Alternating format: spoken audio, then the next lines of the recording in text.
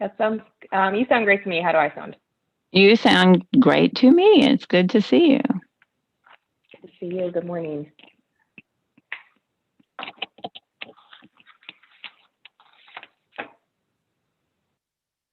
Mr. Davis, I see you've joined us. How are you this morning? Doing well. How are you this morning? Very well, thank you.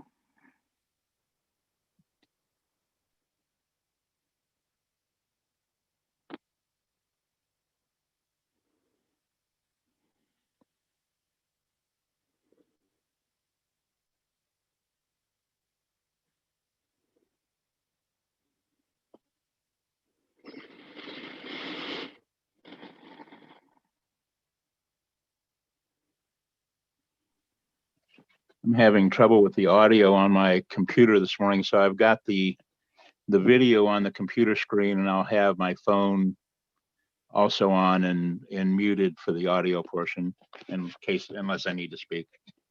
Seems to work well. Thank you.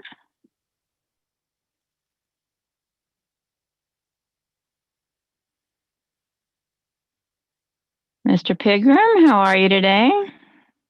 Still connecting.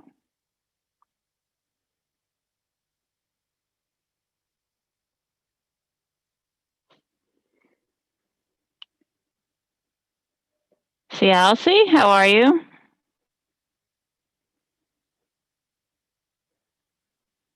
Mr. Fine, I see you've joined us. Oh, good morning, Marianne. Good morning.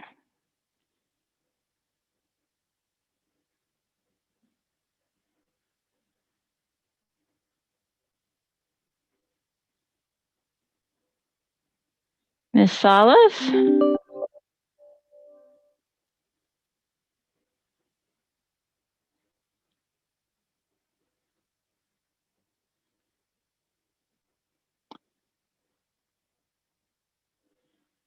Ms. Salas, it looks like you're connected.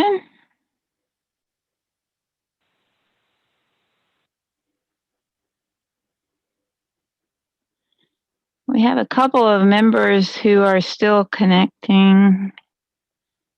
They are here.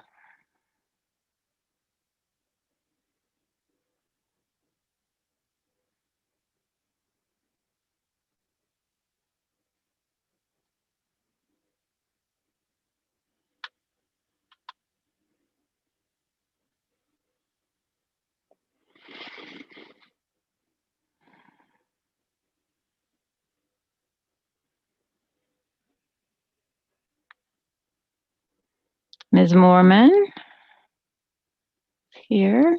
Good morning. Good morning. How are you today? Fine, thank you. How's everybody? I think we're agreeing that we're well and fortunate. Thank you. Good, that's good.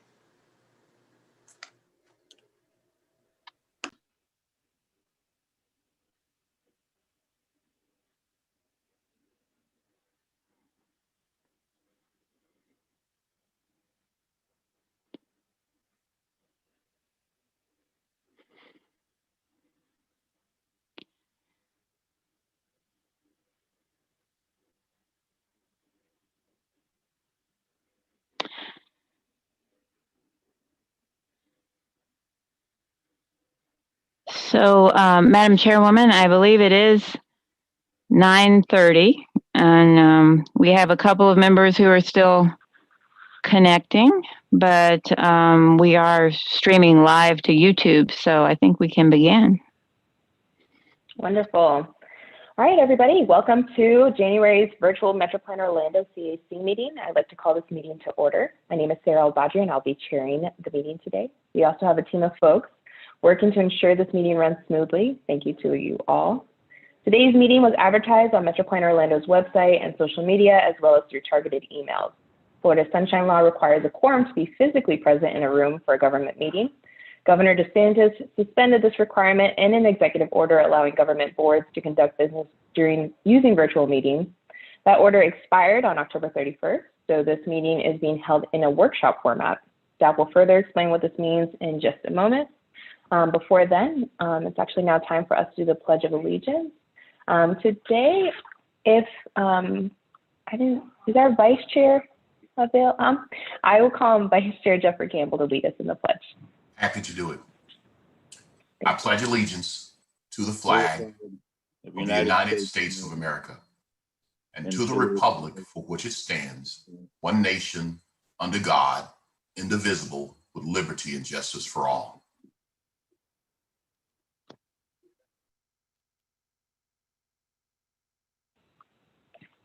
Sorry about that. Thank you, Mr. Campbell.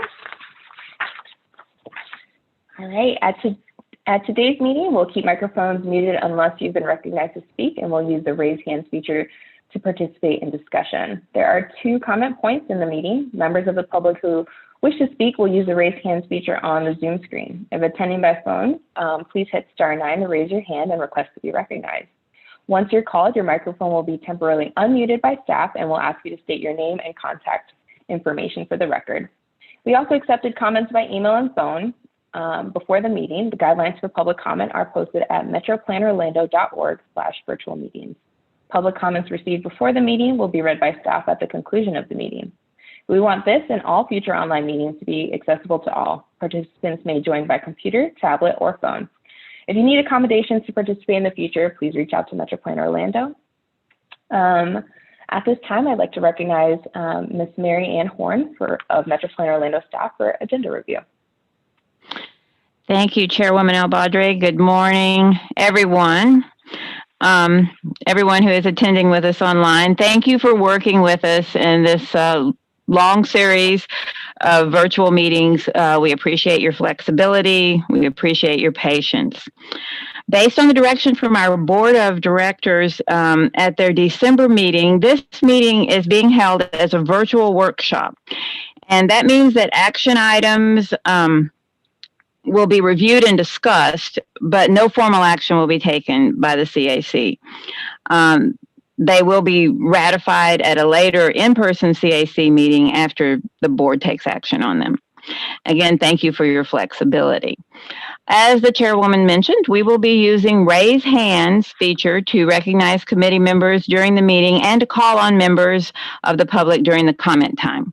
If you have joined us on the phone only, without the video screen, please use the *6 to mute and unmute your line, and please use *9 to raise your virtual hand so the meeting host can see that you wish to be recognized.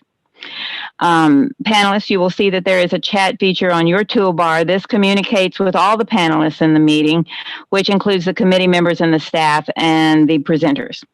Please use this judiciously. Really only if you have technical issues or need to advise us of something. A full record of the chat comments will be included with the public record of the meeting. As I mentioned at our last meeting, we are continuing to recruit applicants for several MetroPlan Orlando appointee seats. The application process is closing on January 31st, and we will move forward with selecting these new CAC appointments, as outlined in our revised bylaws. We have received more than 25 applications so far for 8 vacancies on this committee. Our current timeline would aim to have these new members approved by the board in March and hopefully in attendance at our April CAC meeting. So we're excited about adding these new members to the committee. And as I said, applications close on January 31st. So if there's someone that you've been meaning to speak to about this that you think should apply for the CAC, they still have time. And I am happy to answer any questions from any prospective applicants. In the next few days, you should receive some communication from MetroPlan Orlando about an evaluation survey, which is looking at our board and committee process, looking at the system, how it's structured, how it works. And I hope you'll take time to fill it out. It should take, really about 5 minutes. It's part of a larger effort to improve our process. This is part of our strategic plan, and we're looking to get these back by mid-February. Again, you'll get all this information via email, but I want you to be on the lookout for it. And we do appreciate your time on this. Your responses really will help us. Madam Chairwoman, that completes my announcements this morning. I have one thing to bring to your attention on the agenda. Was a mistake on my part. We will not be having the presentation on project prioritization. It turns out that presentation is actually styled for our technical committees at this time. Now, of course, you have received information on project prioritization in the past, and you will again, but not today and not in this particular presentation. So I apologize for that error.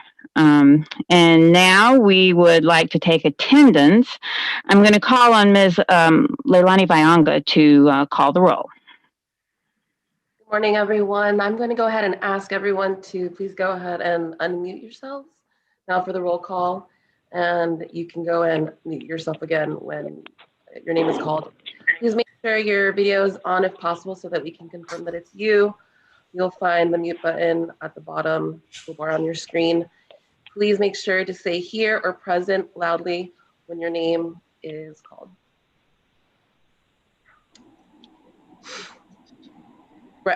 Brady Lessard. Brady Lessard. Brinley Peters. Present. Casmore Shaw. Present. Cynthia Henry. Present. Dan Stevens. Present. Edmund Sid. Gigi Mormon. Present. Gregory Eisenberg. Hector Lizwan. Present. Jeffrey Campbell. Present. Joel Davis. Here. Present. Kyle Longville. Here. Marissa Salas. Nilissa Council. Patricia Rump. Present. Thank you.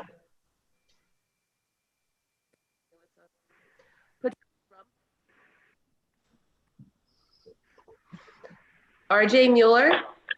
Present. Russ Hawk. Sarah El Badri. Present. Thea Webster. Teresa Mott. Here. Tom O'Hanlon. Yes. Denise White. Present. Jeff Pigram. Present. Douglas Henley.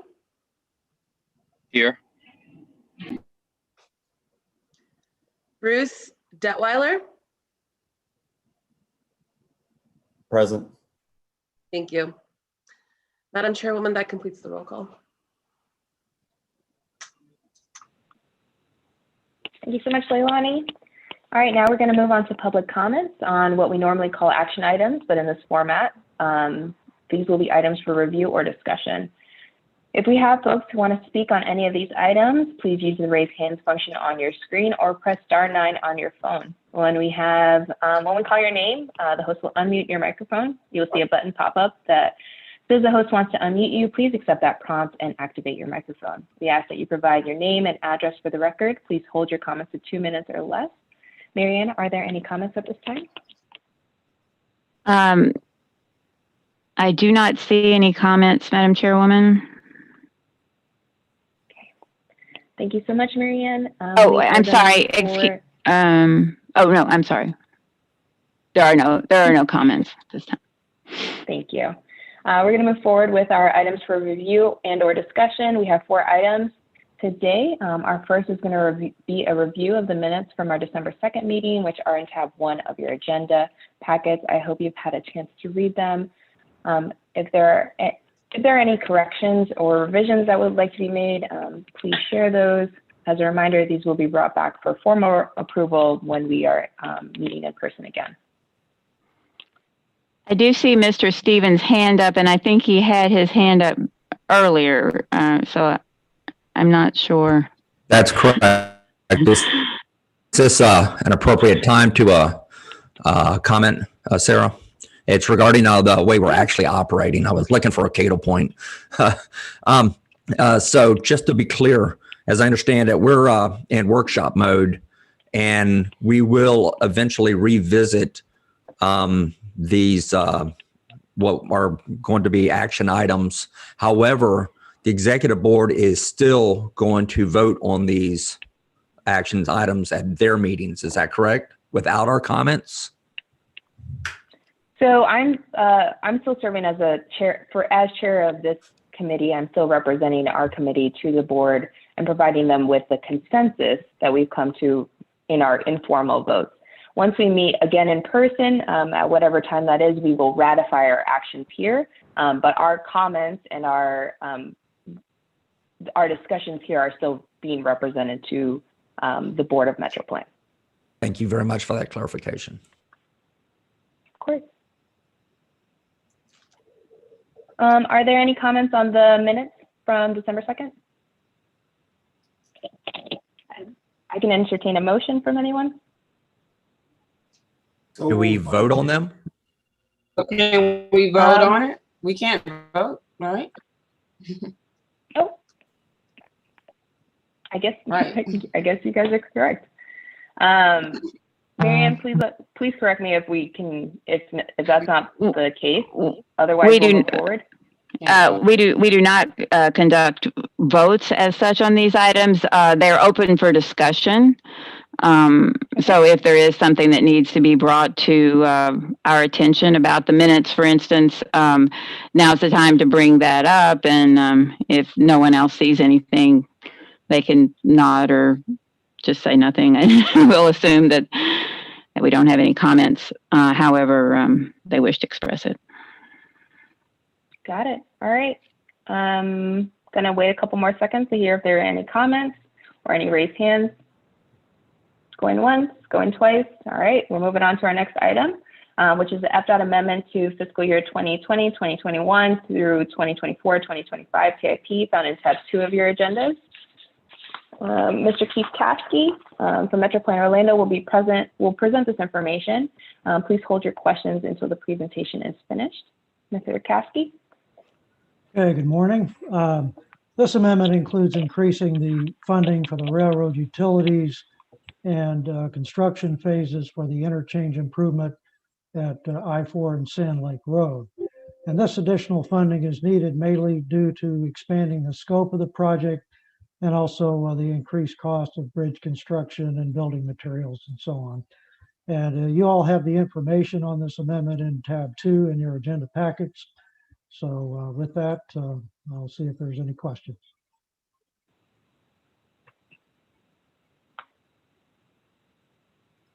I see Mr. Dan Stevens has his hand raised. I'm not sure if that's from the previous question, but Mr. Stevens, you're recognized. No, thank you very much. Actually, it is regarding this particular item. Yeah, I actually have a big problem with this. While I understand what you've brought to us today, Keith, fact is, the way this was sold to me when I was on BPAC and CAC is that the vendor, absorbs the risk of any cost overruns. While I understand their position, fact is, this is a cost overrun. This might not have been considered in the original scope or whatever. That's on them. And now they're coming back to us for more money. I'm actually, were we able to vote today, I would vote against this. Your comments are noted, Mr. Stevens. Are there any additional comments on this item? Either raise your hand or go ahead and speak. I'm not looking. Mr. Pigram, you're, oh, sorry, Mr. Cashmore, I'm going to recognize Mr. Pigram first, and then I'll recognize you. Okay, thank you. Mr. Pigram? Just yes, thank you, Sarah. Just a general and broad question of how, I guess I don't understand how $8 million of utilities are missed. That's not an insignificant number. And when you look at the total cost changes, 33 million, that's a 20% cost change for something that's occurring in the next 5 years. I'm wondering if DOT would be willing to provide insight on how this was missed so significantly and what they're doing from a policy standpoint to make sure this doesn't happen again, because we're basically asking to, from what I understand, that 34 million has to be taken away from other DOT projects that could help other communities. So if we could just get some clarification on what's being done to minimize this in the future. Yes, the second page of the letter, of course, breaks it down, what the increased funding is being used for. But as far as the policy decisions on the future, I would have to defer to FDOT staff on that. And Madam Chair, this is Patricia, and thank you. And I looked over that as well, and I had concerns as well as the increase of cost. Like it almost doubled.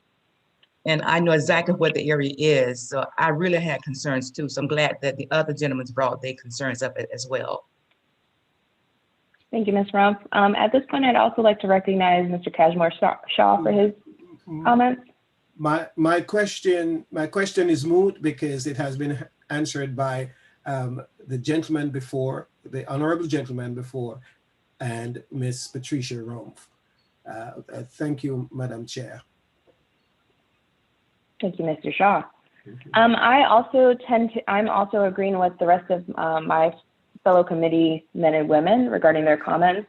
Under scope adjustments, one of the points here is that this increase in cost is due to closing gaps between this project and I-4 Ultimate. To me, that just feels like a huge oversight on both of these projects. We actually have the FDOT District 5 representative that signed this letter on this call. I don't know if we want to hear from her at this point or maybe pose some of our questions at the end of our meeting to her regarding this. But I think we've pretty much stated how a significant portion of our committee is not very pleased with this cost increase. Madam Chairwoman, comments on this? Yes. Madam Chairwoman, this is Mary Ann. I was just going to say if Anna Taylor from FDOT would like to respond to that, she is here and sitting in as the FDOT rep on this committee today, as well as presenting to us later. So I would ask her if she were able to address the questions. Yeah, I absolutely can. At this time, there was a phase 2 plan submittal, and that's when they were made known by OUC that we would have to do some relocates. And that's where the additional funds are. I can get some more clarification on that for you guys. But at this point, that is what we were told, that it happened within the phase 2 plans update.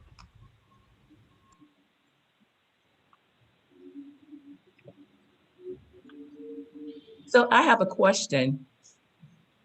Is that okay?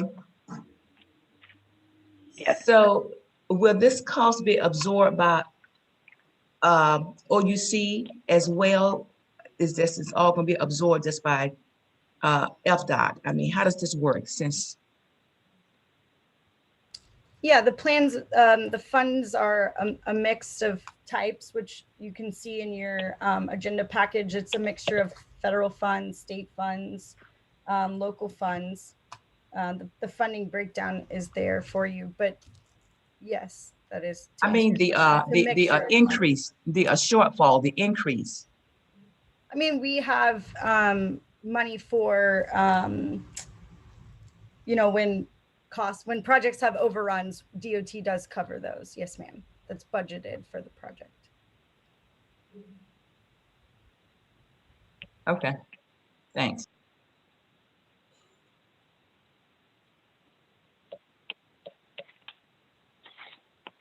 Okay, so as we mentioned earlier, and I think to Dan Stevens' point, Dr. Stevens' point, that we will be bringing these comments to the board. I believe the board meeting happens in early February, so just Ms. Taylor, to share. I will be representing our committee's comments regarding this item to the MetroPlan board. All right, so I think that's it for discussion on that item. We're going to move forward with our third item, which is the annual review of the FDOT performance measures and Link's transit asset management targets. Mr. Nick Leff from MetroPlan Orlando will be presenting this information. We're going to hold questions until the end of his presentation. Mr. Leff, you have the floor. Good morning. If I could have the next slide, please. I'm here to present the performance measures and targets that we can resupport for this next fiscal year as we're developing our project priority list. As a refresher, as part of MAP 21 was a new component of performance-based planning and development of targets. And this was all in an effort to assess and see significant progress towards achieving certain goals and performance measures. And I'll run through those 5 performance measures that we've had in the past 3 years that we have supported, and then the new one that came online this year. Next slide, please. Now, there's 2 ways MetroPlan can approach these targets. These are federal mandated performance measures and targets that really the Florida Department of Transportation is responsible for reporting on. However, in cooperation with the MPOs, since we are the ones directing the project priorities and programming of the projects, we are working cooperatively with the department in developing these. So there are 2 methods. We can support the statewide targets, which we have in the past, or we can develop our own targets.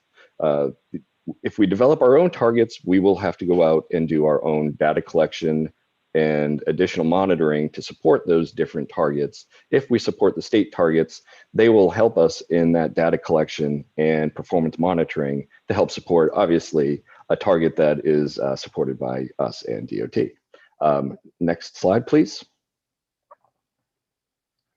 So the first target is our safety target, which includes the number of fatalities, the rate of fatalities, serious injuries, the rate of serious injuries, and of course, non-motorized fatalities and serious injuries. Next slide, please. And within that, MetroPlan has always supported a Vision Zero target along with the City of Orlando and the rest of our region. So we support 0 fatalities and 0 serious injuries on our system. And with that, we've been supporting this target since February of 2018. Next slide, please. Our next performance measures are bridge and pavement condition. The state does an excellent job already doing maintaining the system and making sure it's in a state of good repair. So in the past, we have always supported their targets of these conditions of both bridge and pavement, making sure there is a high percentage of good and a very low percentage of poor. Next slide, please. Travel time reliability is our surrogate for congestion. I've said this in the past. It doesn't mean that we are eliminating congestion. We're just saying that that congestion is reliable. It's reliably congested, meaning that it will probably be congested at the same time in the same spot every day during that peak period rush hour, but we expect that, and we can expect that in our travel time. So we support the statewide targets, making sure that we have a 70% interstate reliability and a 50% non-interstate, as well as a 2.0 for truck reliability. Next slide, please. We also partner with Links in making sure that they have the proper assets to maintain their public transportation system. So within this, we support Links's targets on making sure that they have enough rolling stock of vehicles, the equipment that they need, and also the facilities that they need to maintain the public transportation system, as well as support the expansions that we have within our long-range plans. Next slide, please. And the new one that was introduced this year is transit safety. Though a little bit different than our overall safety target where we have Vision Zero, Links does also support that with fatalities, as nobody really wants a fatality. But the difference is the injuries. As we can try to support a 0 serious injury on the roadway system, Links has to look at it in a different lens as they have trips and falls on the buses or incidents that may occur at a bus stop.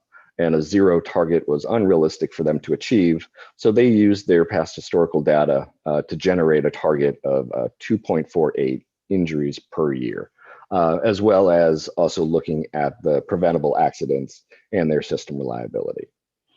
Next slide, please. So these are the 6 targets that we are looking to support for the federal system over the next year as we develop our project priorities. And with that, I'd be happy to answer any questions. Awesome. Thank you so much, Nick. Please raise your hand if you have any questions or discussion on this item. Mr. O'Hanlon, you're recognized. You're also muted. Nick, I'm not sure if this is a question for you or not, or maybe just a question towards links. I'd really like to know what their future plan is to supply autonomous electric buses to transport people around the city of Orlando in the near future, and their plan to divest themselves of all of those dinosaur gas and diesel burning vehicles that they're currently driving. I can't really address that. That would be a Lynx question. I do believe they have a plan in place for their conversion from compressed natural gas to electric. And there are a couple other plans in place for electrification, but I would prefer that I would let Lynx speak to that more specifically. Well, then on that, I'd like to request at our next meeting that they give us that update so we at least can be aware as to how Orlando is going to progress into the future and not be left in the dust. Okay, we will coordinate with Lynx and get you some of that information. Thank you. I have a question. Yes, Ms. Farms, you're recognized. Thank you very much. If you just briefly tell me more about what do you mean when you made the statement, sir, about that you support Link rollout of buses or stock of buses?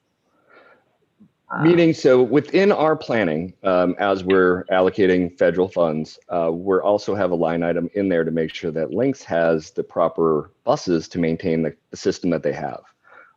Again, I'm kind of speaking for Lynx a little bit, but just on my knowledge, a bus can only last a certain amount of years and be in operable use. So after that time, they need to replace those buses. Also, Lynx has some facility constraints. So to make sure to maintain a proper system, we need to make sure that they have those facilities. So instead of just looking at the new routes that we often talk about within our plans and the expanded bus rapid transit or premium transit, we also need to focus on making sure to maintain the current system as it is, so it is operable. So that's where this transit asset management plan comes into place and where we support Lynx's targets in terms of as we're developing our project priority lists and looking for federal fund allocation, it's making sure Lynx is properly maintained also.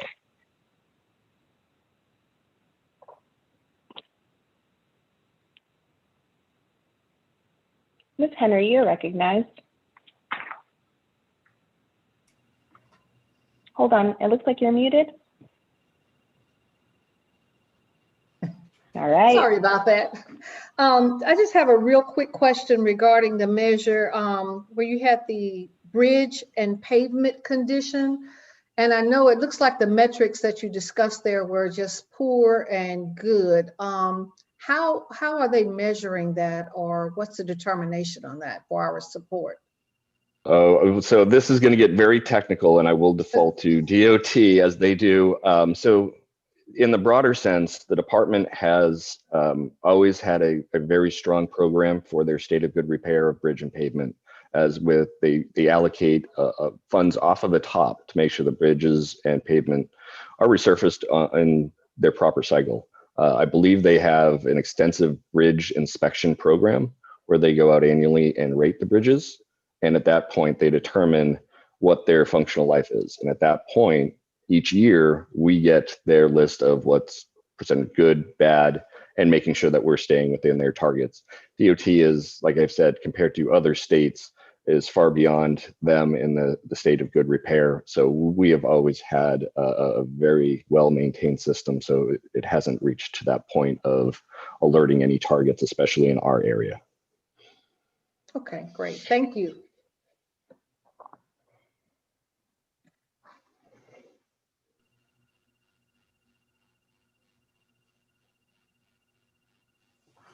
Sarah, you're actually muted. Sorry, sorry, folks. So I'm looking at the safety performance measures. And it says here that, to, be on track, four out of the 6 measures should be, we should be doing better in terms of safety regarding annual fatalities, fatality rate, number of non-motorized fatalities. I think, I wish I had a page number here to point to, but it looks like we're kind of trending in the wrong direction with those safety performance measures. I don't know if this is really a question for you, Nick, or for FDOT, but what are we doing to meet our goals with these trends that are kind of off track? Well, I can tell you that the new MTP that was just adopted definitely has a stronger safety and multimodal focus.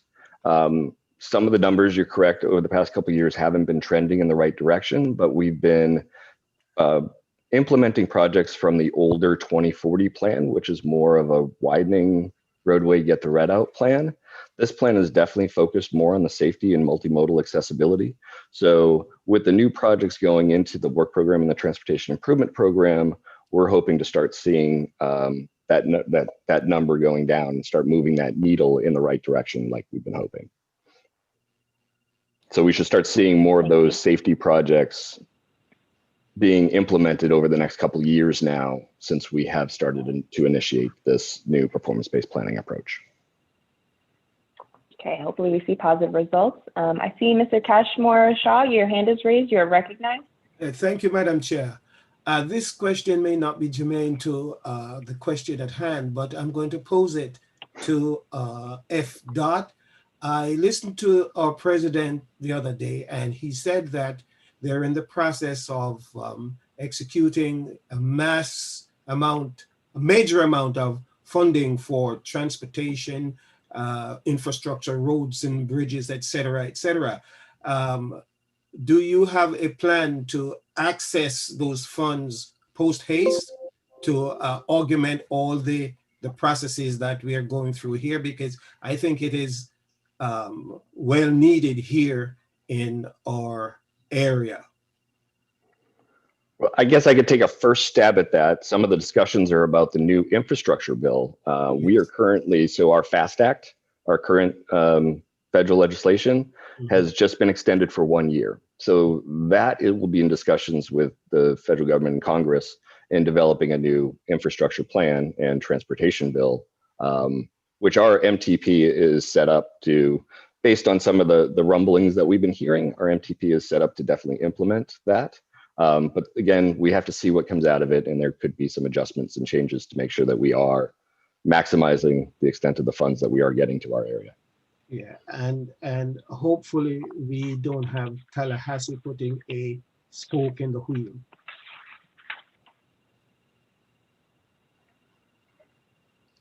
I see that Mr. Davis has his hand raised. You're recognized, Mr. Davis. Hi, good morning. I had a quick question. I heard him say something about on links, the ranking for the, I believe it was slip and fall for the shelters was 2.5, but I didn't understand how that, or what that is exactly. 2.5 of what? Obviously that can't be 2.5 falls per year. So I didn't understand what that was. And I take that as yes, it is actually 2.5 injuries per year is their target. So that they're looking to achieve. That Thank you seems for that clarification. Yeah, that seems completely unrealistic.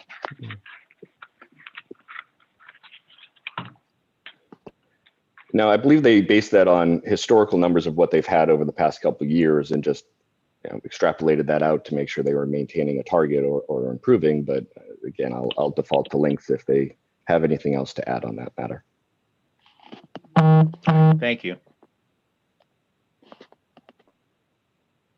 Marianne, do we have a links representative on the call? Hello. I believe we do, Madam Chairwoman. Yes, Mr. Detweiler is here. Hello. Yes, I'm Detweiler, sorry. you're recognized. Yes, can you all hear me? Yes, sir. Yes. Okay. Thank you. I'm sorry about that. No, I would have to. I don't have much else to add to that as well. So I mean, I would need to confer with our people on that as well to give a more definitive answer.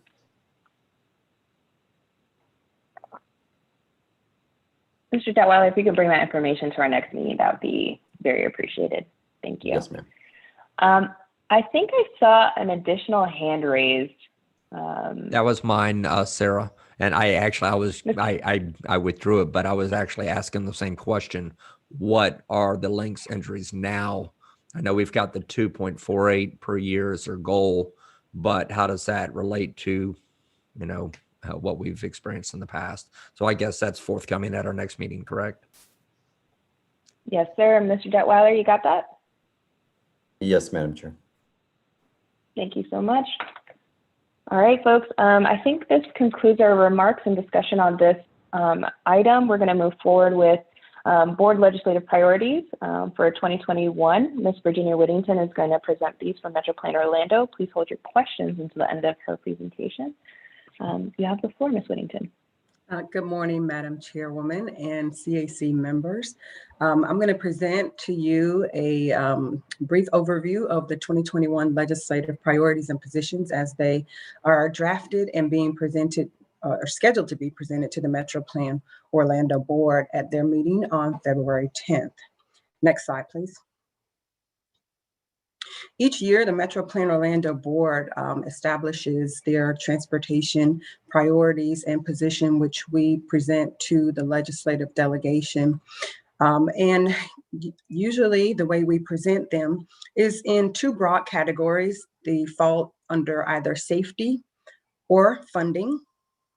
And the way that we approach these during the session is that we use three different approaches. And if I can use a sports analogy to explain these, we have our top priorities, which are those where we are actively in the game, we're on the field, we are taking the ball and running down the field with it in hopes of getting a touchdown to bring those priorities to a close.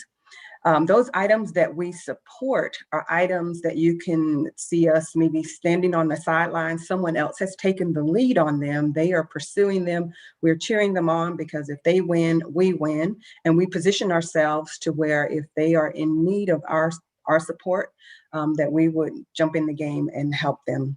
And then lastly, there are items that we monitor very closely. The MetroPlan Orlando Board may have taken a position on them in the past, and we monitor them closely because there may be initiatives to either replace or repeal some very important items. And I'll talk to you about those, but we look at those items that we monitor as those where we come back into a huddle and we formulate a strategy of our positions or whether or not we would take a position of supporting or not. Next slide. So this year, we have proposed that our top priorities would be one of the two or the two that are listed here. We are seeking funding to expand the Best Foot Forward for Pedestrian Safety program in Central Florida and to change the laws to allow bicyclists or to include bicyclists in the vulnerable road user or move over law to be categorized as a vulnerable road user. These two you have seen in the past, and many of those that are going to be shared today are positions that we have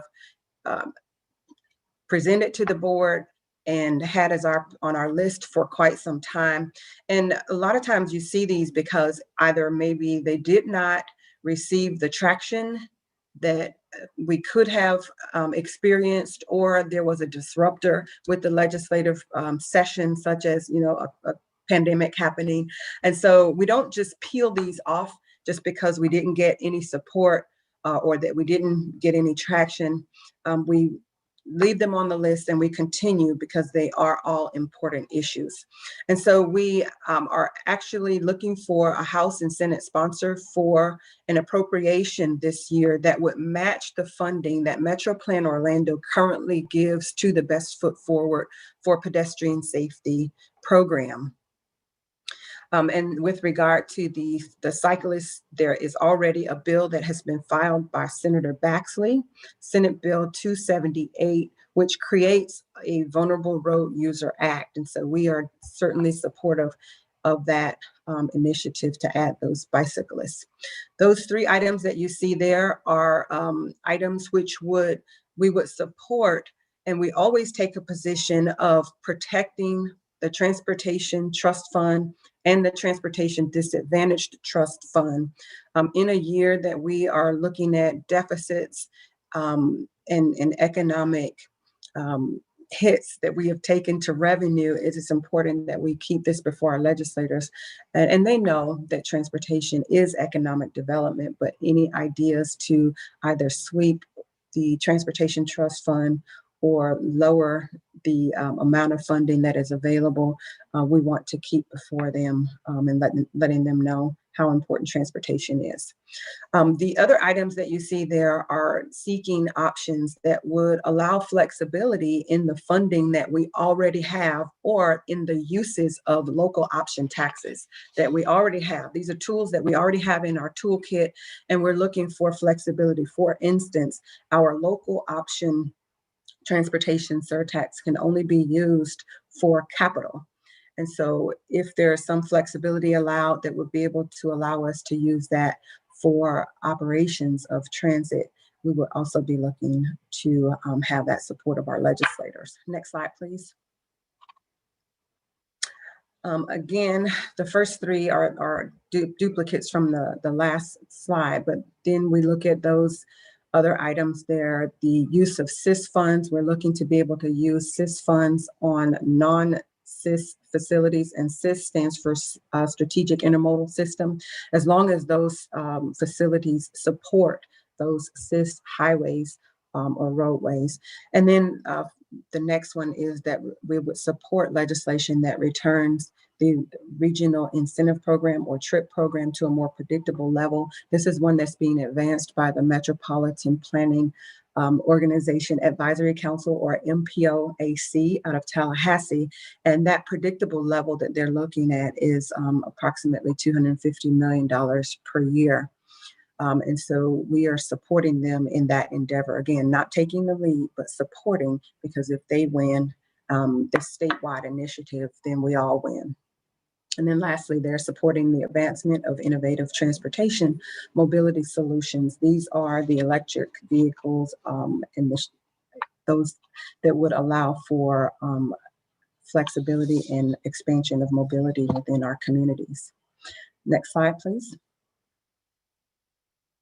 A new provision that we are looking at as a result of what has happened with all of our public meetings is we are supporting a provision to be added to the Sunshine Law that would allow local governments to hold virtual meetings. Now, this again is an item that's being advanced by the MPOAC, and there is a caveat that is that they're proposing is that those meetings be virtual during a declared emergency and extending 90 days beyond.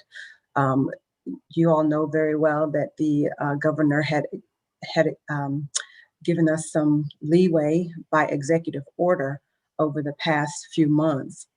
And there was a return and expansion and extension and a stop and a start. And so this would give us the opportunity to automatically have the ability to hold virtual meetings. And I can tell you that we have experienced our highest public participation during this time.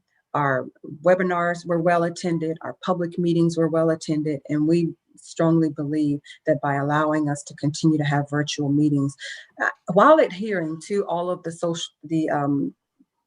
sunshine laws that are applicable, that this is a good thing for all of us. Next is the 3 that we previously had on our monitor list. Each year there is an endeavor to expand on the distracted driving legislation. There has already been a bill filed, House Bill 6009, that is seeking to be completely hands-free, and there's no ifs, ands, or buts about it. Right now, there are certain areas that you're able to use your phone if you're using it for maps and then you can't have your phone in a construction zone or a school zone. So I think that this is going to be an endeavor to restrict it even further. We will be taking this back to the MetroPlan Orlando board for their revisit of these 3 items. The repeal red light camera legislation, again, there's already a House bill that is filed, House Bill 91, that seeks to repeal and rescind the red light camera legislation. And then this last one was one that came up very quickly in last year's legislation or legislative session, which sought to incorporate mid-block crossing designations along our roadways in our communities. We were watching all of these very, very closely, and coming out of the executive committee meeting on January 6th, Chair Janer and the other members wanted to have a little bit more of a discussion on these 3 items to make sure of the position of the board.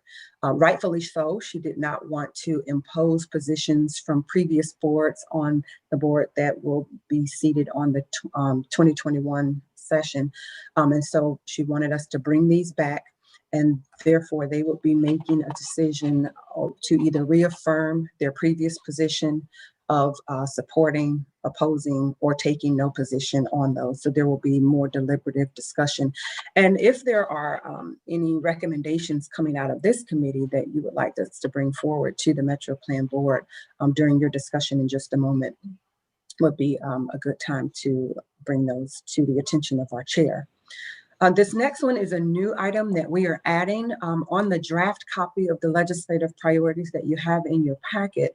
There is an item that is having to do with recognizing federal funds for MPOs to not be treated as state funds. This is a policy that has been in place, and it's more of a policy that is in the Department of Financial Services than it is law. And so what we are seeking is the authority from our board to have our legislative lobbying team to work with lobbying teams from around the state. This is not just applicable to us, but to all of the MPOs, but to work with the other executive agencies, Department of Financial Services and Department of Transportation, to resolve the issue before we bring it to the legislature. We feel that we would be able to get more traction if we work together as a team in approaching the Department of Financial Services and working through this, as opposed to raising it to the level of our legislators and possibly causing more harm than good. Lastly, Madam Chairman, we will be asking for the authority of the MetroPlan Orlando Board to expand the role of its executive committee to be able to react and respond to those fast-moving items that occurred during the legislative session. Sometimes things happen so rapidly and they happen in between board meetings. And so we want to be able to bring those items back to the executive committee and get direction on the positions that the board would ultimately be taking. The next board meeting, as you know, is February 10th, and these items will be brought to them. And the session starts on March 2nd, and it goes through April 30th. And so we want to be positioned and give our team of People, Smith and Matthews in Tallahassee the direction that they need to be able to pursue these items. And so, Madam Chairman, with that, I am prepared to answer any questions and to take copious notes of any comments that the CAC may have.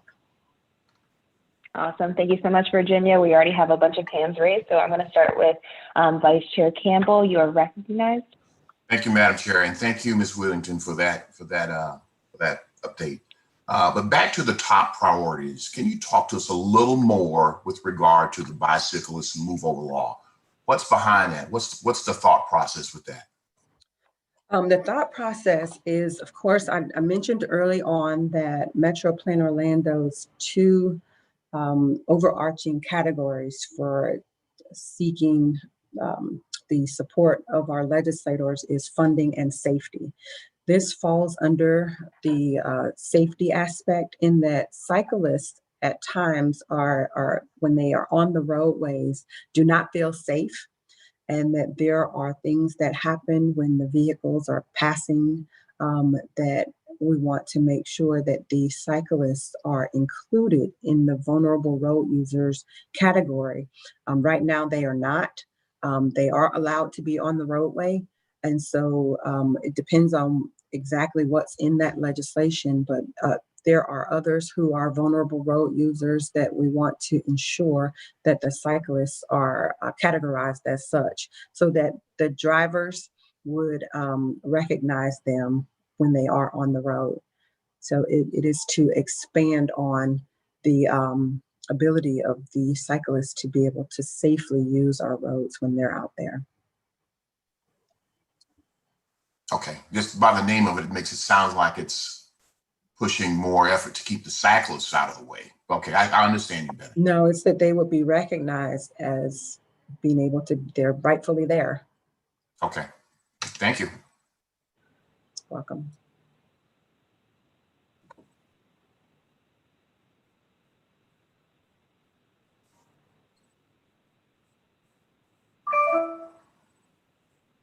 I didn't actually hear you, Sarah. Are you muted? This is Marianne. I think Sarah may be having some temporary audio problems. So we do have more questions, Ms. Whittington, and we'll start with Dr. Stevens, and then we have a couple more after that. Thank you very much. And thank you very much, Virginia, for bringing this information to us. Regarding actually the supporting priorities. Now, I realize that we need to have a united front and, kind of narrow it down to some top priorities. And that's the best strategy we've found. I would, however, like to point out one of the top three that you have on that first slide pertains to public transportation. I guess, actually, can you elaborate on that? You mentioned about being able to use those funds as operating funds as well as capital improvement funds. Is that my understanding? Is that correct? Right. There are certain restrictions that are placed on local option sales taxes, and it is that they can only be used, currently can only be used for capital purchases. And we have found that if we are able to utilize that funding in a different manner, that we will have additional funding for maybe for operations. And so what it's looking to do is to remove some of those restrictions. Right. Thank you very much. And that was exactly what I thought you mentioned. I would point out to the committee that the request by DOT in an earlier action item was about 25% of Lynx's entire annual budget. That one intersection improvement there at Sand Lake and I-4, equates to about $42 million. If you look up Lynx's entire annual budget, it's like 157 million. This is a good chunk of change that highways get. I think we really need to support our transit to a greater degree. And while I realize you've got to narrow it down, these are all important topics. I think that our funding of transit, even as Tom O'Hanlon pointed out, his questions to Lynx, we need to give them the funding options to strengthen our transit options here. That's end of my comment. Thank you very much. Very great point, Dr. Stevens. Folks, can you guys hear me? Can now. Yes. Perfect. All right. Sorry about the technical difficulties. I think Ms. Rumpf was next in her hand raised. So Ms. Rumpf, you're recognized. Thank you very much. And thank you, Ms. Whittington. A great presentation. I have two questions, please. You mentioned earlier about the support, and you said that mobility solutions. Can you give me an example of mobility solution? And then my other question is that you talked about the mid-block crossing. And then my concern would be the safety part. I like the mid-block crossings. I've seen them. My concern is the safety, and how do we get the drivers to recognize and be aware of these mid-blocks crossing? Would they be? So I'm concerned about the safety, because I see them and drivers don't even recognize a lot of these mid-blocks crossing. Thank you, ma'am.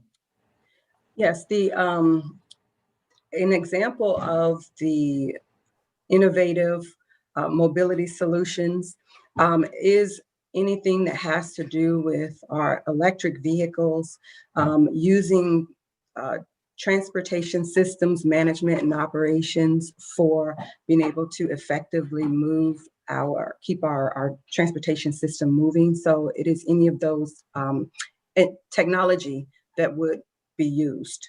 So that is the first response. And then secondly, your question about the mid-block crossings. There was a bill that was filed last year. I don't have the bill number in front of me today, but it sought to impose upon the communities mid-block crossings on different highways. And it was basically going to be an unfunded mandate. I remind you, MetroPlan Orlando, priority is safety.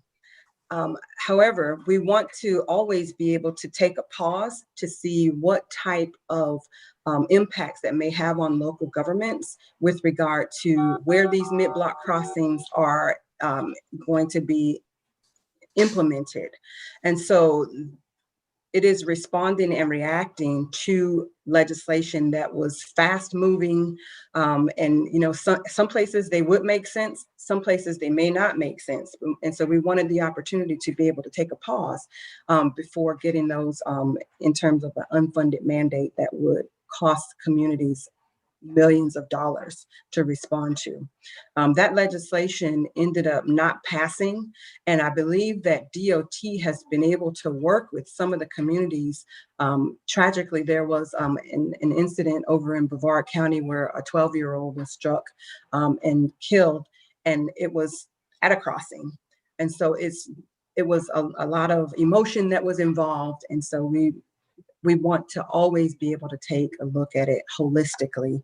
And so we watch and monitor these types of legislation. And Madam Chair, if I can go back to something, Mike Wilson is sending me messages in the background here, helping me. The cyclists, he says that they've always been legitimate road users.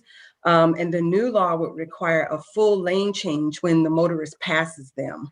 The cyclists are currently the only road users that require that to share the lane with other vehicles. So that is a detail that is included in that law. And we will have other information on that mid-block crossing law if it's filed. Currently, there's nothing filed on it, but we will bring that back to you all and to the MetroPlan Orlando board as we monitor those. Awesome. Thank you so much, Virginia. Before I recognize the next committee person, I do want to reiterate some of the points that Virginia made regarding the three items that the board will be reconsidering this year as part of their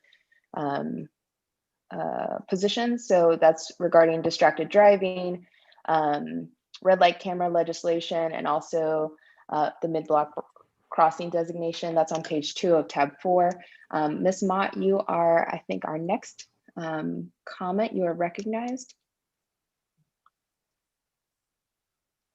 Thank you, Madam Chairman. As always, Virginia, you did an extraordinary job. One thing we know for sure is when you do something, it's going to be done well. So thank you for the information surrounding House Bill 91 regarding the repeal of the red light cameras. You know, that seems like something that doesn't pass.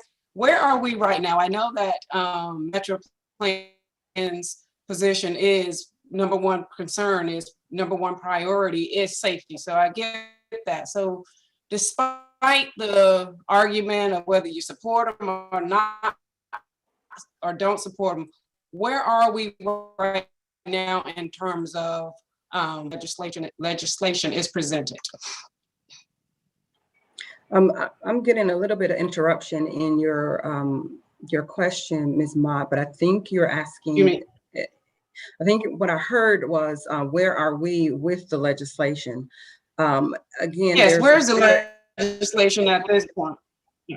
There has been a bill filed by Representative Sabatini that seeks to repeal the law. Since this law was enacted, each year there is an effort to repeal it, rescind it, or change it in some form or fashion.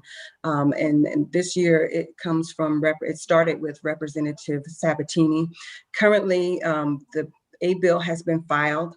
I would have to look back and see if there are any committees that it has been assigned to, but I do know that there currently is not a Senate sponsor for that bill.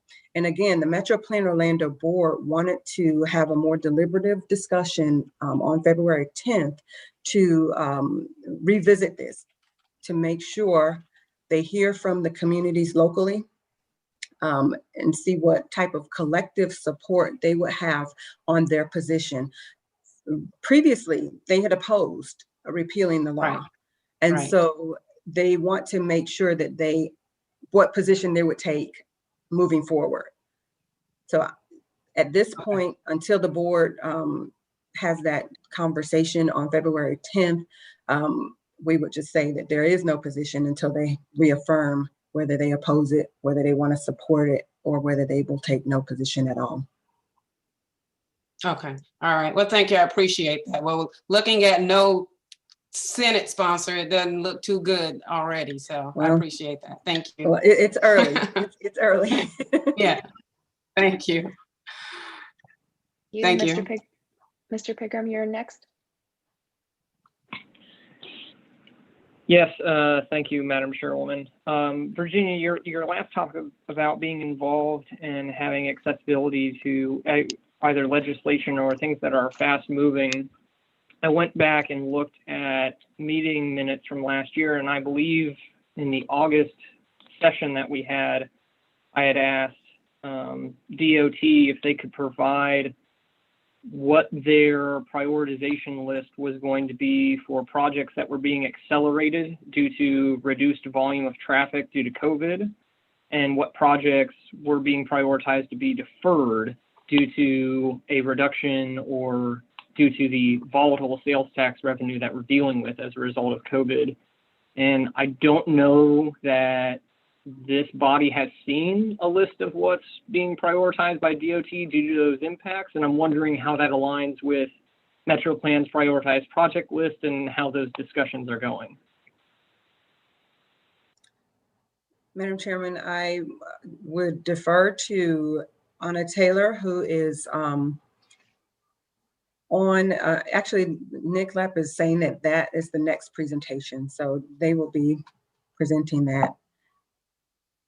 Yeah, that's my next. Perfect. Thank you. I'm next. Okay. All right. While we're still on this item, I'm going to recognize Ms. Henry for her comments. Thank you, Madam Chair. Ms. Whittington, that's a very good presentation, good information. I actually have two questions. Can you go back, one of the support items, you mentioned the SIS funds. If you could tell us what that is again. I know you explained it, but I missed it. And then my second question is, could you tell me what the Best Foot Forward pedestrian program is? Okay. The strategic intermodal system are things that are projects that funds are set aside for those projects that are identified by the state DOT as being strategic on the strategic intermodal system list. There are projects and there are funds that are set aside that continue to the advancement and construction of those projects. And the funds are restricted to only those projects. Well, this legislation that we are seeking to have a change to would allow those funds to be used on systems or projects that support those. So say there's a roadway that is designated as a strategic intermodal system roadway, that it is connected in the transportation system. And there is a road that feeds into the major road. We're seeking the flexibility to be able to use those funds off system as long as it connects to and supports it, and also for freight and TISMO activities as well. So I hope that helps. Yes, thank you. Okay. And then the Best Foot Forward for Pedestrian Safety program is a program that has been in our community since 2012, if memory serves me correctly. It is designed to raise awareness and to educate and enforce and ultimately, if possible, provide engineering aspects or improvements to our roadways that lead to pedestrian safety and reduction of pedestrian fatalities. It is a program that has been well received and has resulted in drivers reducing their crosswalk violations through enforcement activities that have been held around the community. And to keep from going into too much detail and to get too deep in the weeds, we will ask if we can have Emily Hanna to come and give a presentation to this committee and this body. Okay, thank you. That would be great. I would like a little bit more information on that. I'm kind of new to the committee, so it's my first time hearing about the program. So thank you very much. Right. Well, if you wanted to get a little more before the next meeting, Bike Walk Central Florida is actually the organization that oversees that program. MetroPlan Orlando and many of our partners lend support to them, and we again give $100,000 each year. Seminole County, Orange County, City of Orlando, Osceola County, they all contribute to the program. But we are only identifying MetroPlan Orlando's funds, as we can't commit others to our application for a match from the state to be able to bring this to some of the other areas that we aren't able to reach, but that are certainly as important. So hopefully we'll be able to get that legislation or that appropriation through this year. Okay, you said Bike Walk Central Florida is the name of it? Yes, Bike Okay, Walk Central Florida, yes. All right, thank you very much. Great questions, Ms. Henry, and actually leads into my question for Virginia. Regarding that, the match that we're seeking, there isn't currently a House sponsor or a Senate sponsor for that? We have our team in Tallahassee that is, we've submitted the application. There's a process that we have to go through. We submit an application, and then they will be actively speaking with our legislative delegation to get a Senate and House sponsor for that. So I have not heard news as to whether we have yet, but we are certainly hopeful that we will get members of our legislative delegation. And as you are talking with members of our delegation, those that you have relationships with, Madam Chairwoman and members, talk it up. Let them know that it's out there. Maybe we can get some bipartisan support for it. And this is a very, very important issue for not only Central Florida, but our entire state, as we continue to remain at the top of the Dangerous by Design report out as one of the most dangerous places to walk. Awesome, thank you. I do remain really hopeful, since our legislative members at the federal, state, and local level are very hands-on in terms of transportation. So thank you, Virginia. We really appreciate your presentation, and we're going to actually move forward now with 2 additional presentations. So please use the raise hands function to be recognized if you want to ask a question. You may raise your hand during the presentation to indicate that you want to ask a question, but we will hold all questions until the presentation ends. If you have any audio issues, you can type questions into the chat box, and a moderator will relay your question.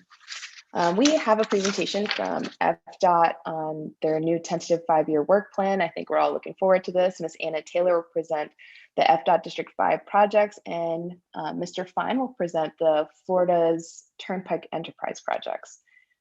Ms. Anna Taylor, you have the floor. Good morning. Can you hear me? Yes, we can. Okay. Can you see my screen? Yes. Okay, perfect. All All right, well, good morning. My name is Anna Taylor, and I am the Government Liaison Administrator here at DOT in District 5. I want to thank the chair and the board for having me today to share the information on our tentative 5-year work program for fiscal years 2022 through 2026. The work program is a list of transportation needs planned for the upcoming 5-year period and is a result of coordination with our partners in addressing the area's priorities. The needs across our region are compiled to form the work program, and once complete, the work program is then submitted to our central office and ultimately sent to the Florida legislature and governor for review and approval. FDOT manages the work program on a fiscal year basis, with each year starting on July the 1st and ending on June 30th of the following year. The 5-year work program includes various types of projects, which you'll see listed here on the screen. These projects are developed based on the MPO's and FDOT's priorities and can also include studies and our maintenance projects. This graph depicts the flow of the work program. The 5-year work program is based on legislative and government approval in the spring of each year and ultimately becomes adopted on July 1st. As you can see, it consists of 4 common years and a current 5th. As part of our annual work program development cycle, FDOT is continuously developing the new 5th. At the beginning of the cycle, there are 5 years of the work program. Once the new 5th has been developed and year 1 of the projects has been complete, the 4 common years will shift to encompass the current 2 to 5 years. The new 5 year is then added and the cycle will reset. Although significant planning does go into developing our 5-year, it is always tentative and it is always subject to change. After adoption on July the 1st, the cycle will repeat itself and the development of the new tentative will begin. Here's a timeline of our critical activities when developing the tentative 5-year. On January 1, our tentative work program becomes adopted. This is also when the MPOs submit their priority list to the department. At this time, we begin the process of developing the new tentative, taking into account our local partners and the region's priorities. This year, the Florida Revenue Estimating Conference was held in August. At this conference, the state evaluates how much revenue has been collected by the state for the current year. At that time, they will forecast the future revenues, which help us determine the final 4 years of the work program. This year, a follow-up revenue estimating conference was held on December 9th of 2020. The MPO's priority list was taken into account and coordination took place to determine which projects will be considered for the 5 years. At the release of the revenue forecast, the district balances the needs and priorities against the available resources and the result of the projected allocations and revenues while ensuring that we are meeting our program's target areas are being met. Due to projected revenue loss and economic impacts of the pandemic, allocations needed to be balanced, resulting in a later cycle this year. Our district held the virtual work program public hearing on January 11th through the 15th and provided the public with a 2-week comment period, which will end this Friday, January 29th. In February, the MPO will submit any comments or rejections by the 12th. The Florida Transportation Commission will hold their public hearing and submit the work program 14 days prior to legislative session convening. This year, the Florida legislature will meet on March the 2nd and will convene on April the 30th. At that time, the 2022-2026 tentative work program being presented to you today will essentially be adopted and take effect on July 1 of 2021. Like many agencies, there's been a significant impact due to the pandemic. At the district level here, we've experienced $100+ million hit in our 21 to 25 fiscal year program. This includes both state and federal funding. The biggest amount was in current year at $80 million. The priorities we took into consideration for balancing were our executed contracts, our debt service payments, our planned safety projects, and our preservation projects. We also made the decision to minimize impacts to the projects by reducing funding and delaying schedules, and the department tried to absorb much of the deficit by reducing our district contracts, such as our continuing services and GEC contracts. Additional decreases to the estimated revenue were based on right-of-way cost increase, less drivers on the roadway, less gas tax being collected, fuel-efficient vehicles, and impacts to tourism, which created less sales tax, hotel surcharges, and rental car service charges. This table displays the amount of funding in the 5-year work program by each year allocated to the MetroPlan Orlando region. It includes Orange, Osceola, and Seminole counties. And as you can see, the 5th year, we are not fully programmed. When it comes to safety and preservation, that will be refined as we move through the cycle.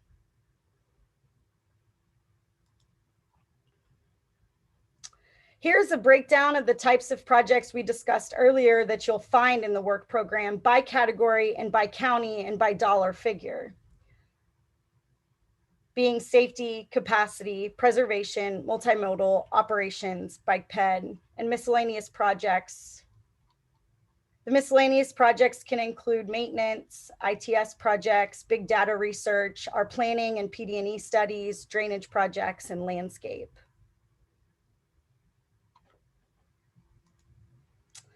So now we'll highlight some of the projects that are in the 5-year tentative work program that are based around the TPO's priority list. I'm sorry, we'll begin in Orange County. This is the I-4 Beyond the Ultimate project. This is the segment, segment 1B of the I-4 project from Osceola Parkway to 528. This has been tentatively programmed for right-of-way spanning from 2022 through 2024. This is another I-4 Beyond the Ultimate project. It is funded for design and right-of-way. The department normally refers to this one as segment 2, and it is funded from 2022 to 2023. The State Road 50 project is the #1 priority for the MPO for the state roads. This has been funded for construction in 24, and it is a widening project. Another widening project on State Road 50, the #2 priority for state road projects, has also been funded for construction in 25. This is the Corinne Drive Complete Streets project, a #3 priority for the MPO, and it has been funded for design in 24 and construction in 26.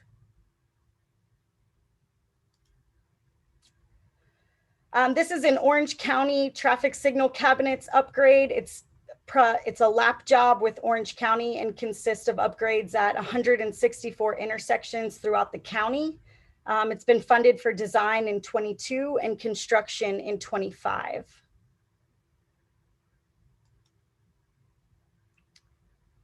This is another lap job with the City of Orlando, a TSM&O project funded for design in 22 and construction in 24. Another ITS project in downtown Orlando funded for construction in 22.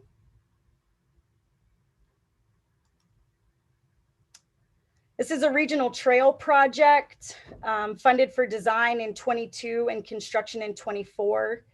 It is a lap project with the City of Maitland.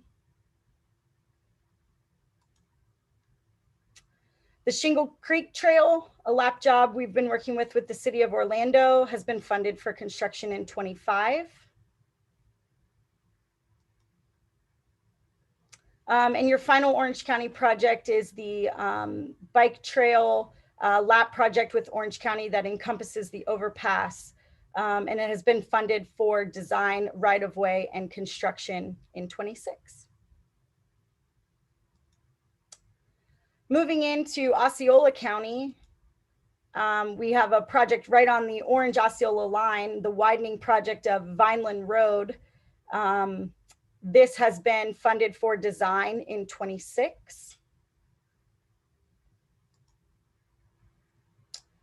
The 1792 widening project near Poinciana Boulevard has been funded for design in 26.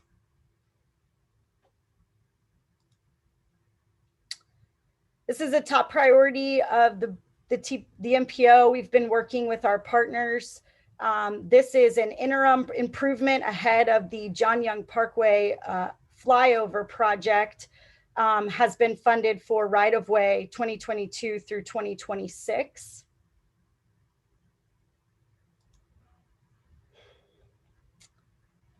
This is a lap job, a complete streets project with the city of Kissimmee, and it has been funded for design in 25.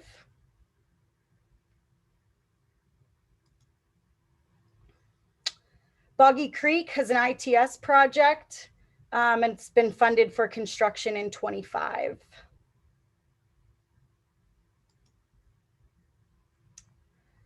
The Osceola County Adaptive Signal Control Project has been funded for design in 24.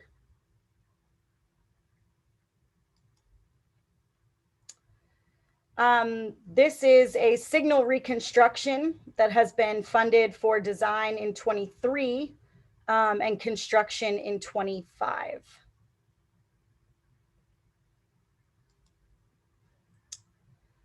This is a safe routes to schools, excuse me, this is a safe route to schools sidewalk gap, and it's been funded for construction in 22.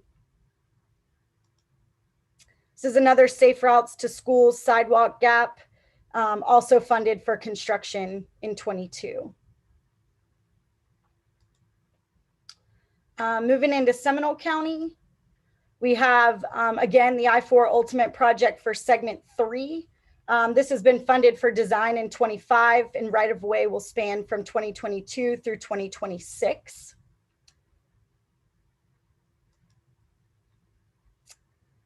This is a lap project with the city of Longwood, and it has been funded for construction in 25. Another local agency project, a lap job with Seminole County, funded for construction in 26.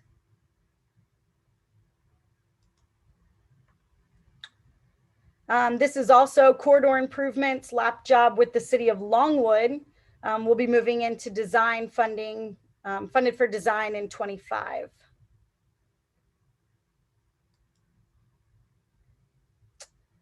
A bike path within the city of Castleberry, funded for construction in 25. Oop, I'm sorry, I went a little quick on that one. Funded for construction in 25. And here's the last project, another bike trail project working with Altamont Springs, and a lap project funded for construction in 25.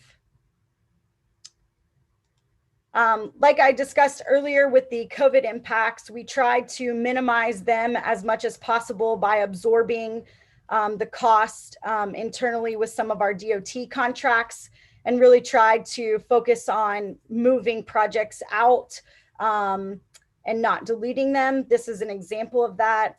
We did defer the construction due to Sun Trail funding, which is managed out of our central office. That one was deferred from 2023 to 2026. And then the construction for Colonial was moved out 1 year from 2023 to, I'm sorry, from 2022 to 2023.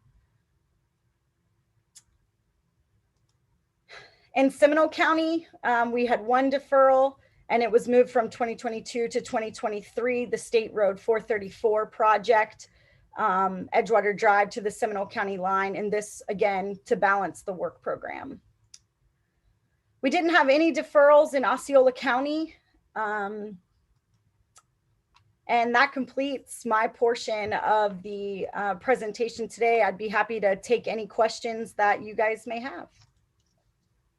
Thank you, Ms. Taylor. We have a couple, or we have a raised hand. Ms. Rump, you're recognized. Thank you, Madam Chair. And thank you, Ms. Taylor, for the presentation. I got 2 questions, please. You used I think it's the acronym LAP. Yes, ma'am. What does that stand? What's the acronym? What does that stand for? It's a local agency program. So the department we have federal funds that we're able to use on local roadways. So we partner and we certify local agencies in order to administer those projects on behalf of the federal government. And that is that program. Okay, so that's an acronym. I was trying to follow. Then the other one, thank you very much. I live in the West Orlando. I actually live in Pine Hills. So I'm very much concerned about the improvement in the Pine Hills area as far as transportation. You mentioned earlier about public comments and you're getting input from public comments. Help me understand, frame around public comments. Are you coming to the community and discussing these projects, or how are you getting your public comments? How can the public in Pine Hills know about what is going on? Yes, ma'am. So from January 11th through the 15th, we had a public hearing online. That public hearing is still available for those who would like to participate. Like I mentioned, we are always taking comment on the work program. It doesn't have to be a certain time frame for us to hear the concerns. But in order to be part of the official record for the work program process, it is that 14-day period. So earlier, I think we had sent out, and it's on my screen, I should probably still share it in my signature page. If you go to d5wpph.com, that is the website where the entire work program can be looked at.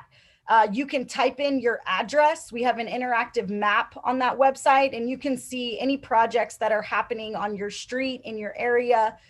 You can zoom in and out. You can sort that by, if you want to know resurfacing projects, if you want to know landscape projects, you can sort it by type. We do work through the MPOs to get that out. We do advertise that in the newspaper. And we do have an advertising period where we get out that we are going through the work program process. Okay, thank you very much. Yes, ma'am. Thank you, Ms. Rump, for that question. Mr. O'Hanlon, you're recognized. Thank you, Madam Chairman. And a couple of, great presentation, great projects, especially excited about getting the I-4 Ultimate extended further east and west. The only quick question I have for you basically is on East 50. Is that a toll segment of roads, or is that just a widening project? Let me see if I can go back. I don't believe seeing anything about tolls in the scope, but let me verify that for you. Had some notes here. Give me 1 second. Are you speaking of the ones going out to Chula Yes. Oda and then from Chula Oda all the way up to 520? I don't think those were actually tolled. I think that was actually improvements to State Road 50. So the Old Cheney project from the Colonial project from Old Cheney Highway to Chuliota, it consists of widening and reconstruction of State Road 50 from east of Avalon Park Boulevard to Chuliota Road. It will be widened from 4 to 6 lanes and includes the addition of sidewalks, bike lanes, drainage improvements, and full median access management analysis as part of the project. So I'm not seeing anything about managed or auxiliary lanes. Okay, well, that's kind of a change, but that's a welcome one. I love it. Thank you. Mr. O'Hanlon, I'm not seeing any other hands raised. Are there any additional comments on this presentation? Seeing none, thank you so much, Ms. Taylor. Thank you. All right, we're going to move on to our final presentation today, which is from one of our favorite presenters, Ms. Virginia Whittington. You have the floor. Oh, did I miss something? Oh, yeah, CAC is next. We have the second part of this. I apologize, Mr. Fine. Go ahead, sir. Can you hear me? Yes, we can. All right, that's good. Good morning, committee members. My name is CAC Fine, and I am here to highlight the Turnpike's tentative work program for fiscal years 2022 through fiscal year 2026. Next slide, please. For Orange, Osceola, and Seminole, the one before. Okay. For Orange, Osceola, and Seminole counties, we have about $830 million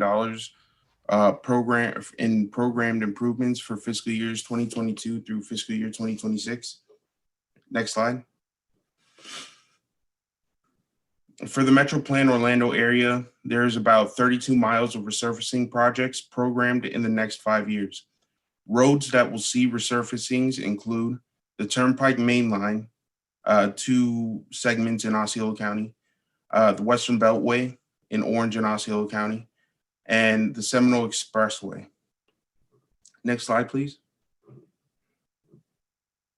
For Osceola County, there are 4 projects in the tentative work program, and they are Project 443879-1, which is the Canoe Creek Service Plaza parking improvements. So this project expands passenger car and truck parking at the Canoe Creek Service Plaza. The proposed concept will add northbound and southbound passenger car spaces, truck parking spaces, and tandem truck parking spaces. The number of additional parking spaces and other details will be confirmed during the design phase of the project.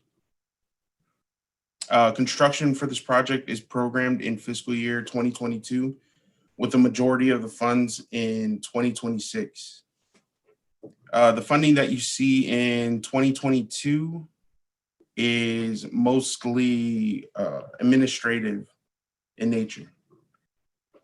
The next project is Project 441224-2 and -4, which widens the Turnpike main line from Kissimmee Park Road to US 192 with a new full interchange at Nolte Road, replacing the existing partial interchange at Kissimmee Park Road.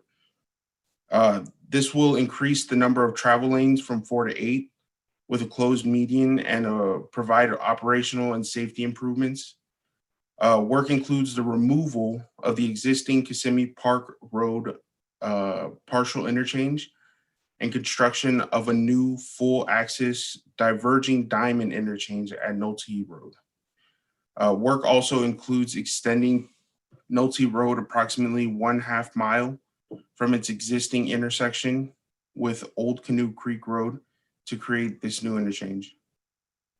And adding dual bridges to span over the Turnpike main line, as well as improvements along Old Canoe Creek Road to accommodate turning movements. And design build for this project is programmed for fiscal year 2024. And so again, the funding that you see for 2022 for design build is mostly administrative. The next project is Project 436194-1, which widens the Turnpike main line from Parton Settlement Road to Osceola Parkway. And for this project, the number of travel lanes will increase from 4 to 8. Work includes pavement widening, milling and resurfacing, bridge reconstruction, roadside safety enhancements, and interchange improvements at Osceola Parkway. Construction for this project is programmed for fiscal year 2022. And the final project for Osceola County is Project 444329-1, which is the interchange improvements on the Western Beltway at I-4. So this project adds lanes to the existing ramps at the interchange of the Western Beltway at I-4. And also it adds auxiliary lanes along I-4 from County Road 532 to the Western Beltway. The project goes with Project 443958-1, which is the widening of I-4 from the Polk Osceola County line to west of the Southern Connector extension, State Road 417. Both projects are being managed by FDOT District 5 and are partially funded by the Turnpike. So construction for this project is programmed for fiscal year 2022. Next slide, please. For Orange County, there is one major project in the tentative work program, and it is project 433663-1, which constructs a new interchange on the Turnpike Main Line at Sand Lake Road. So this will construct a new full interchange. Work includes the reconstruction of the Sand Lake Road bridges spanning over the Turnpike Main Line, turn lane improvements at the Sand Lake Road and President's Drive intersection, and new sidewalks along both sides of the Sand Lake Road from John Young Parkway to President's Drive. And tolls will be collected on both southbound off-ramp and northbound on-ramp with our AET feature, which is all electronic tolling. And construction for this project is programmed for fiscal year 2023. Next slide, please. For Seminole County, there's one major project in the tentative work program, and it is project 417545-1. And this project widens the Seminole Expressway from Aloma Avenue to State Road 434.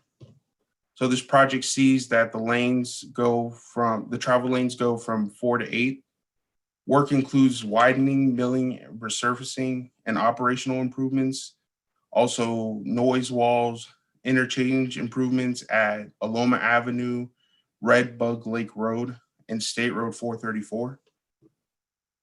And design build is programmed for fiscal year 2024 for this project. And with that, that will be the conclusion of my presentation. If there are any questions or concerns, I'll be happy to take them now. Thank you, Mr. Fine. Mr. O'Hanlon, you're recognized. Thank you, Madam Chairman. I know you guys love my oddball questions, but I would like to know when you're building these truck parking spots for these drivers to take a rest, when they're actually finished being constructed, what percentage of the trucks do you see to be driverless that will never need these places?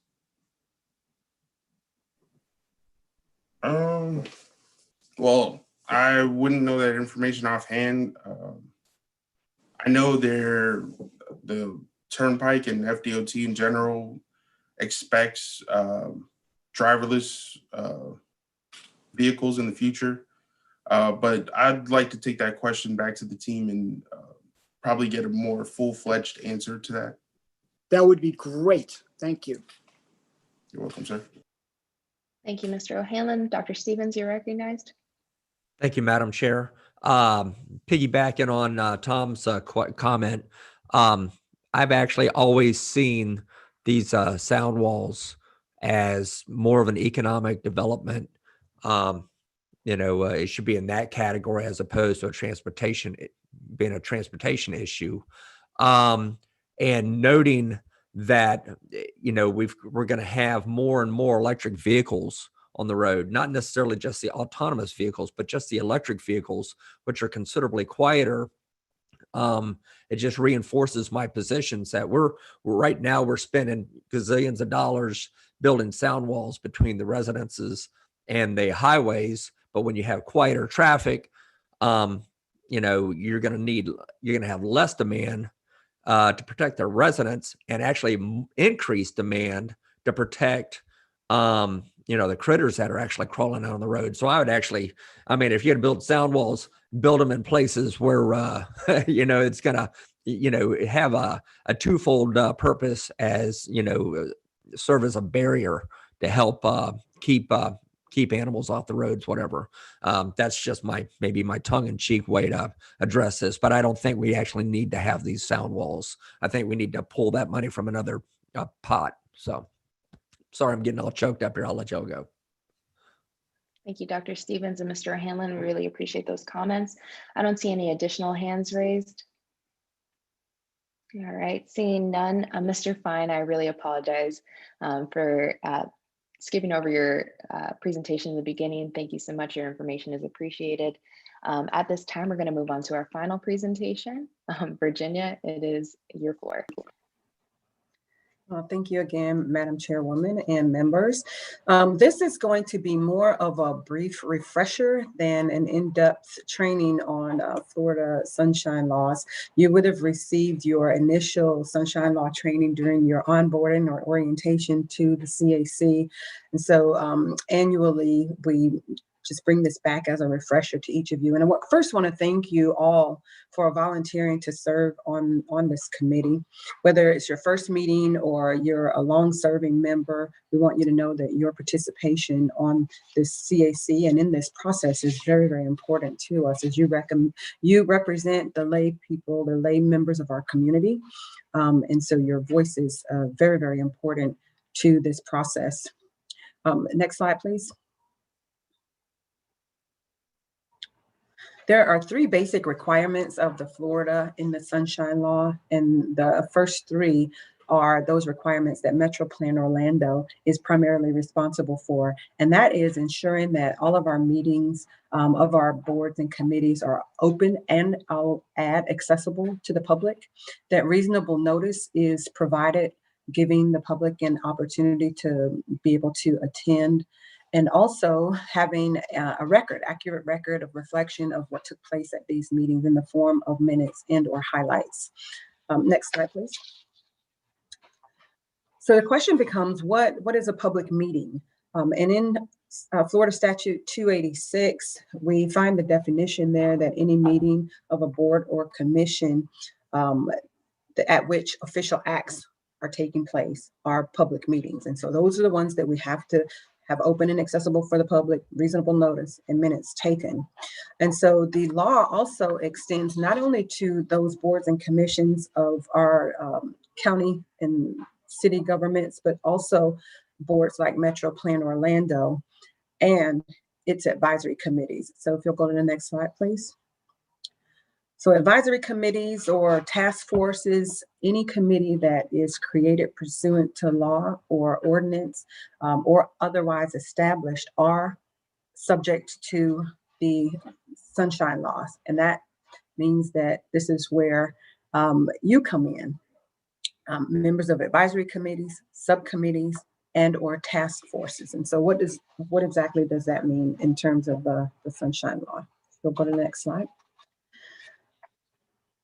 That means that any meeting or discussion between 2 or more members on any topic that could foreseeably come before this committee in the future, at a future meeting, is subject to sunshine laws. Now, this was more applicable to us when we were gathering face-to-face, when we had more opportunities to inadvertently fall into discussions between 2 people or meetings that could happen happenstancely.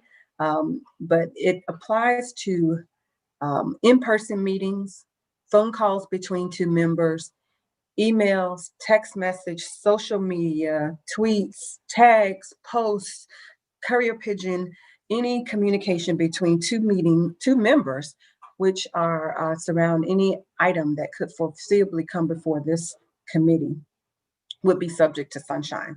And so that is the first part of it that is regarding you as a member. And then secondarily, if there are conflicts that you must declare, we must know those ahead of time if there are conflicts of interest.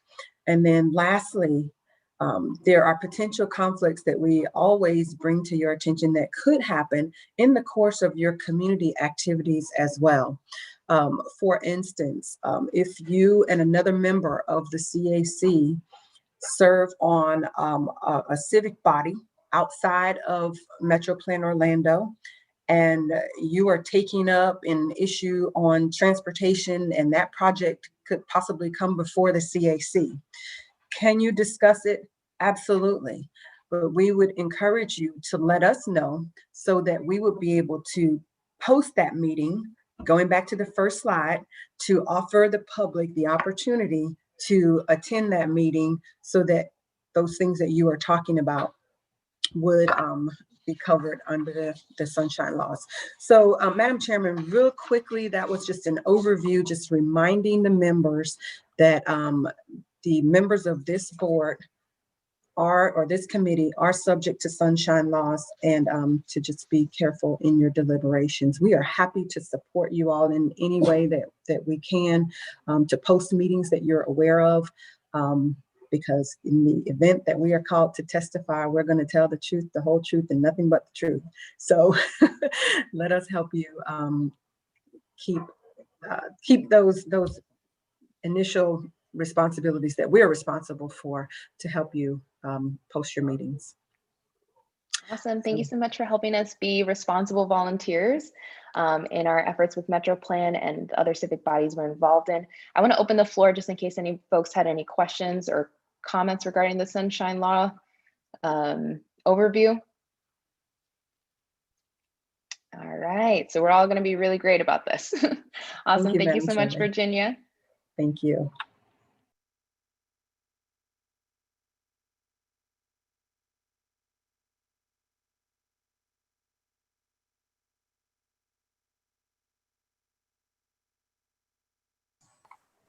Madam Chair, I think your mic is muted.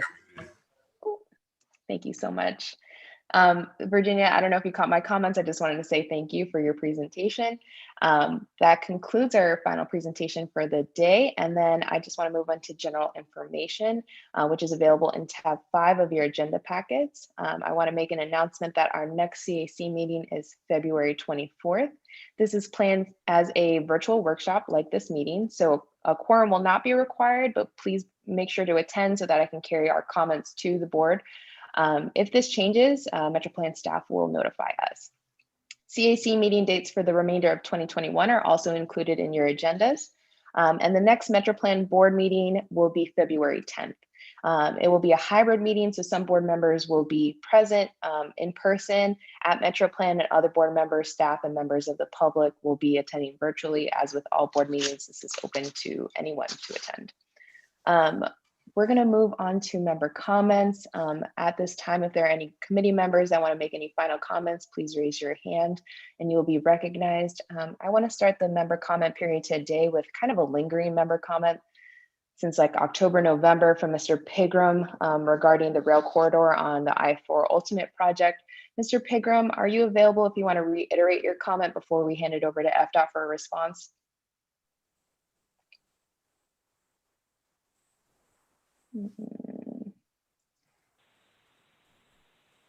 Sorry, Sarah, it's Jeff. Was that for me? I got interrupted. Yeah, sorry about that. So we're about to start member comments, and I know you've had a question since either October or November of our meetings regarding the rail corridor on I-4. I don't know if you want to reiterate that question before we hand it over to the I-4 or the FDOT representative for their response. Absolutely. Thank you so much for remembering and following up. I'm just looking through documentation from when the current under construction limits of I-4 Ultimate were bid out to Skanska. There's deliberate writing that required the concessionaire to preserve in portions of the right-of-way between Kirkman Road and John Young Parkway, depending on where you're at, either an 8-foot or a 40-foot corridor for potentially another multi-use system in the future. I think they use the term light rail, but I'll just generally say another system. From seeing the construction progress, it would appear that that corridor, which had been identified for decades to be preserved, it appears that that corridor has been infringed upon, and I'm just want to understand what was the public process for going through and eliminating what could have been a multimodal corridor, regardless of technology, and how that process worked from a public feedback standpoint if those value engineering decisions were made. So to provide the response on behalf of FDOT, we have Ms. Anna Taylor. Thanks, Chair. Yes, so we did look into this for you.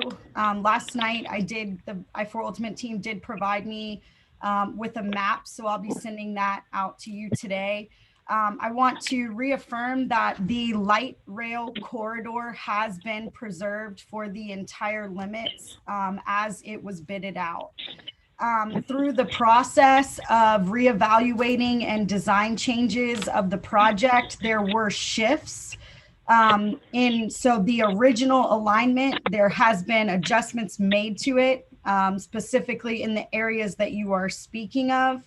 The map I have that you will get today does show both the John Young Parkway and the Kirkman interchange, which I think were your biggest concerns on how the rail corridor was shifted.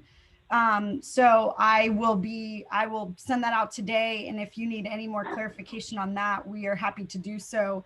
All of the reevalues had to go through an environmental process, both with Federal Highway and NEPA, the National Environmental Agency.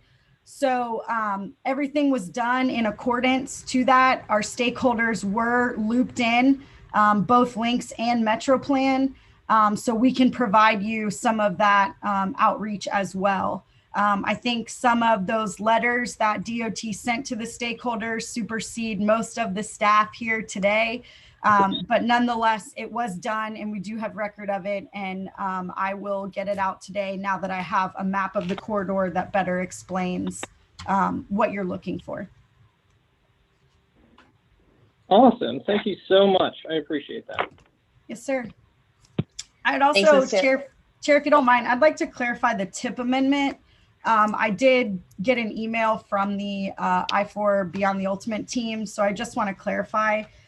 In the phase 2 updates that happened last year, there were some design changes that needed to be made. There was a segment of roadway on I-4 that was kind of an orphaned gap between the I-4 Ultimate project and the I-4 Beyond the Ultimate project. So that area for resurfacing the main line was added to the project. So when we're talking about the $35 million, it was not all utilities. It was adding the orphan section for resurfacing. There's also a bridge in that project that goes over the I-4, goes over I-4. It's a curved bridge. It's currently a concrete bridge. We're going to be turning that into a steel bridge in order to not have to piecemeal it together. So there was an increase for steel.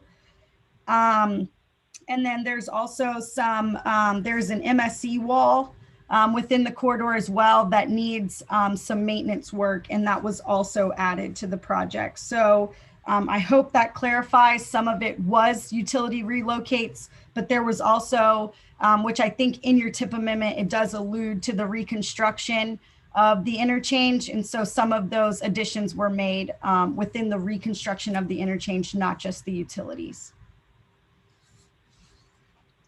I appreciate the additional details on that. I think just the use of, I don't know what an orphan section is. I don't know whose authority is over that section or who's responsible for that, but to see such a huge increase in cost all of a sudden, and for it to be considered a gap segment or an orphan segment or whatever that looks like, it's just very hard for us as a committee, I think, to support such a huge difference in funding.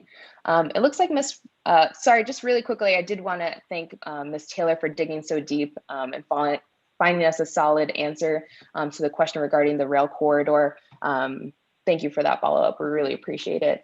Now we're going to move forward with the rest of our member comments. Ms. Rump, you are recognized. Thank you, Chair. Ms. Taylor, I just got a quick question.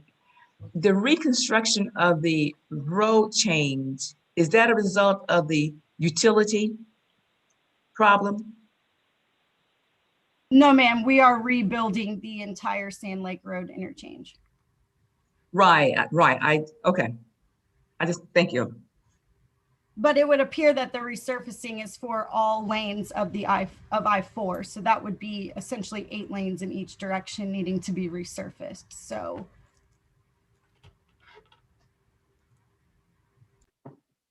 Thank you. Thank you, Ms. Rump. Ms. White, welcome. Good to see you. How was your sheltering drill? Sorry, guys, public health. So we had a tornado drill, but we're all safe. But I did want to share all things public health that the Florida Department of Health in Seminole County and all of our friends, including Bike Walk Central Florida and Best Foot Forward, we were present as we adopted the Goldsboro Trail in the city of Sanford with their support. So we are looking to do some programming and some safety additions along that trail to increase not only cyclists, but pedestrians, both for transportation to get from point A to point B, but also for recreation. So just wanted to let you know, we will do cleanup and events throughout the year, and you all will be invited. Thank you. Thank you, Ms. White. We really appreciate your invitations to all of these events and keeping us so updated. I don't see any other hands raised for member comments, but Mr. Shaw, you are recognized. Yes, just one last thing, Madam Chair. Thank you for a well-run and structured meeting. I really enjoyed it. Thank you so much. I definitely have to give all credit to MetroPlan Orlando staff. They are the bomb. Thank you all. They are. Yeah, that's because we pay her so well. Thank you. I appreciate the bonus last year, guys. We take good care of you. Thank you. You guys do. So with that, I actually want to conclude member comments by just saying we are trying to fill some roles on our CAC committee. Again, applications are open until the end of this month. So if you have folks that are interested or you know might be a really good fit for us, please reach out to them, have them fill out the application. It's pretty simple. It just speaks to their passions. And I think that's it for what I'd like to share today. We're going to move on to public comments. If there are any members of the public who wish to comment, please use the raise hands function by using *9 on your phone, and then wait to be recognized. We'll unmute your microphone and please state your name and address for the record. Keep your comments to 2 minutes or less. Mary Ann, do we have any comments at this time? No, Madam Chairwoman, I do not see any hands raised on the public side at this moment. And no. Thank you.